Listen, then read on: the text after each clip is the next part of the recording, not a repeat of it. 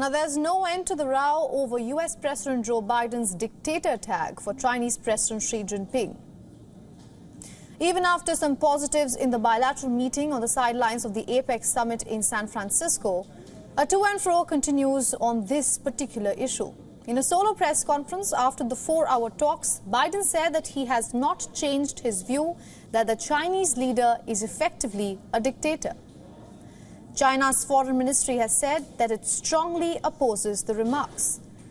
However, there is no response from the Chinese delegation, which is in the US for the APEC summit.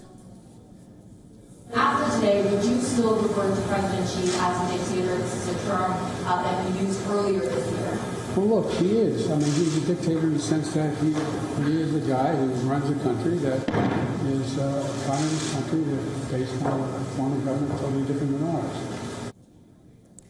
At the meeting, the two leaders were on the same page on multiple issues. The two agreed to open a presidential hotline to resume communications between their militaries and to work together to tackle the opioid crisis in America. Pleased to announce that after many years of being on hold, we are restarting cooperation between the United States and PRC on counter-narcotics. We're reassuming military-to-military contacts, direct contacts. As a lot of you press know who follow this, that's been cut off, and it's been very worrisome. That's how accidents happen, misunderstandings. So we're back to direct, open, clear, direct communications on a direct basis. There are also moves to revive military communications. China had suspended military communications after former House Speaker Nancy Pelosi's visit to Taiwan last year. US and China's militaries have had a number of exchanges over the past year. Officials say that the two leaders also discussed the situation in Taiwan. Biden and Xi also agreed to get experts together over the risks of artificial intelligence as they pushed for just and fair competition on the trade and commerce front. Meanwhile, a video of US Secretary of State Antony Blinken has gone viral on the internet as he fixes his gaze on Joe Biden while seated next to him at their meeting with Xi Jinping. Some have raised questions on the reasons for the stare.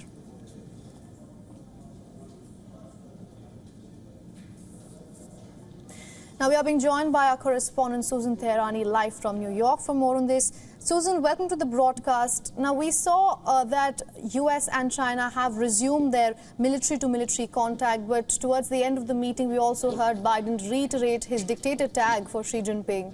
How should one assess the relations right now?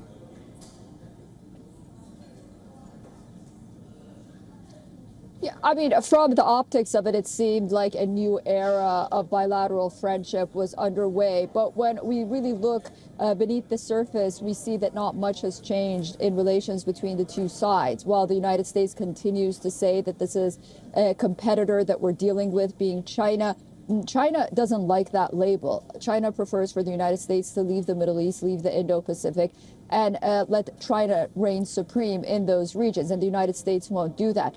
On the other hand, we heard about lines of military communications being open. And while that's been termed as being a welcome gesture on both sides, because it's important to communicate, we have to also look at China's activities, not only in the South China Sea, but also, again, in other parts of the world. That it was just a few months ago when this declaration was made between Russia and China that they want to establish a new world order. China's buying Iranian oil. I mean, these are all completely against what the United States policy, whether Republican or Democrat, has pursued. So in terms of deliverables, ultimately, yes, this was a more cordial meeting.